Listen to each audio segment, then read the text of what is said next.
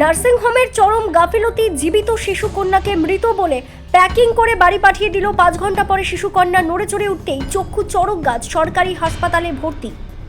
আজব ঘটনার সাক্ষী স্বরূপনগর। সদ্যজাত শিশু কন্যাকে কবরস্থ করতে গিয়ে জীবিত হয়ে গেল, ছড়িয়েছে চাঞ্চল্য। উত্তর 24 পরগনা বসিরহাট মহকুমা স্বরূপনগর থানার গোবিন্দপুর গ্রাম পঞ্চায়েতের পূর্ব পোলতা গ্রামের ঘটনা। বছর 28 রুবিনা পারভিন সন্তান প্রসব নিয়ে কাতর যন্ত্রণায় গতকাল বুধবার 4টে নাগাদ বসিরহাটের একটি বেসরকারি নার্সিংহোমে ভর্তি করা হয়। তারপর তার একটি শিশুকন্যার জন্ম দেন। নার্সিংহোম কর্তৃপক্ষ জানায়, সদ্যজাত শিশুকন্যা মারা গেছে। প্যাকিং করে তার বাড়িতে পাঠিয়ে দেওয়ায় প্রায় 5 ঘন্টা পরে রাত 10টা নাগাদ প্যাকিং খুলতে শিশু নড়ে চড়ে বসে। তারপর ওই শিশুকন্যাকে বসিরহাট স্বাস্থ্য জেলা হাসপাতালে সিসিইউতে রাখা আছে। এখনও সুস্থ রয়েছে সদ্যজাত শিশুকন্যার মাও নার্সিংহোমে চিকিৎসাধীন।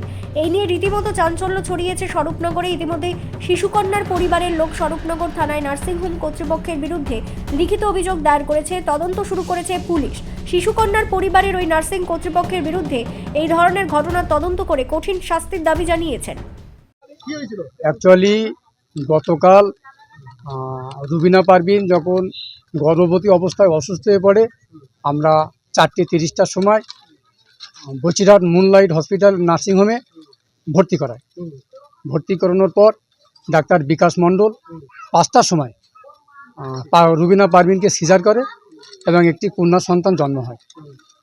জন্মানোর কিছুক্ষণ পর ডাক্তারবাবু ঘোষণা করে যে শিশুটি মৃত, এবং মৃত বলে শিশুটিকে বিভিন্ন পেপার দিয়ে, কম্বল দিয়ে জড়িয়ে প্যাকেটস্থ করে বাড়িতে পাঠায়।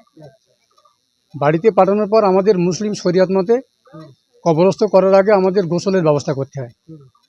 তো আমরা যখন রাত 9:30 নাগাদ গোসলের ব্যবস্থা করতে যাই, তখন খোলার পরে দেখা যায় বাচ্চাটার সম্পূর্ণ জৈবিক প্রক্রিয়া চলছে এবং তার হাত পা নড়ছে। তখন জানতে পারি যে আমাদের শিশু জীবিত আছে। আমরা সঙ্গে সঙ্গে আর দেরি না করে খুব দ্রুত আমরা বসিরহাট হসপিটালে ভর্তি করি, এবং এখনও পর্যন্ত যা খবর যে সদ্যজাত শিশুটি জীবিত আছে এবং ভালো আছে। কালকে 9টা সাড়ে 9টা নাগাদ আমার বন্ধু কলকাতা ক্যান্সার হাসপাতালে ডিউটি করে, অফিসে কাজ করে। আমাকে ফোন করে বলে, হাফিজুল ভাই, আমার ওই ভাইয়ের ইয়ারাপ, ওই ভাইয়ের নাম, যে ইয়ারাপের একটা বাচ্চা হয়েছে নার্সিংহোমে মুলমুল নাইটের বদতলায়। সেই বাচ্চাটা ওরা মৃত বলে ঘোষণা করে। সেই বাচ্চাটা বাড়ি নিয়ে এসছে এবং প্যাকিং করে বাড়ি পাঠিয়েছে। পাঠানোর পরে বাড়ি এসে দেখে, খুলে দেখে সে বাচ্চাটা জীবিত নড়ছে। সঙ্গে সঙ্গে আমি বললাম যে একদম দেরি করিস না, সঙ্গে সঙ্গে ওরা একটা মারুতি ভাড়া করে নিয়ে ওই বন্ধুর বউ আর ওই মানে ওর নমা নিয়ে চলে যায় বদতলা হাসপাতালে। তারপরে আমি বললাম কোনো রকম ওই নার্সিংহোমে যেন ভর্তি না করে, তাহলে কিন্তু বাচ্চারা মেরে দেবে, তোমরা হাসপাতালে নিয়ে চলে যাও। সঙ্গে সঙ্গে ওরা হাসপাতালে নিয়ে চলে গেল। ওখান থেকে আমার রিপোর্ট দিচ্ছে বাচ্চা ভালো আছে। এখন বিশেষ করে ডাক্তারবাবুরা চাইছে যে কোথায় ভর্তি ছিল তার ভর্তির একটা কাগজ লাগবে। এখন সেই মেয়ের ভাই খুব দুর্বল, আমি তার সঙ্গে সবসময় ফোনে যোগাযোগ রাখছি যে কি তোমরা ওখানে ভর্তি করে, বলছে হ্যাঁ রেখেছি, ভর্তি করেছি, কিন্তু এখন ওরা বলতে চাইছে যে ওই নার্সিংহোমে কাগজ লাগবে।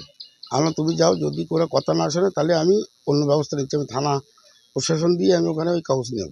এই মুহূর্তে আপনারা কি চাইছেন? আমরা চাইছি যে শাস্তি, এবং ডাক্তারের শাস্তি চাই, এবং নার্সিংহোমের কর্তৃপক্ষর যেটা করণীয় সেটা অবশ্যই করব বা করতে হবে আইন প্রক্রিয়ায়। আপনার নাম? আমার নাম হাফিজুল সর্দার।